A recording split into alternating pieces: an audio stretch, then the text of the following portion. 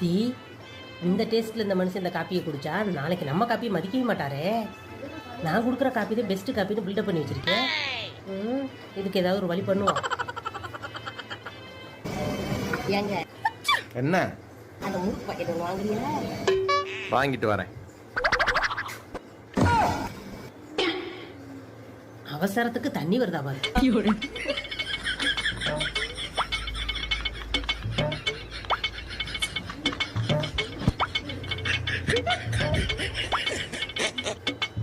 ஒரு காப்பியை நிம்மதியா குடிக்க விடுறாங்களா?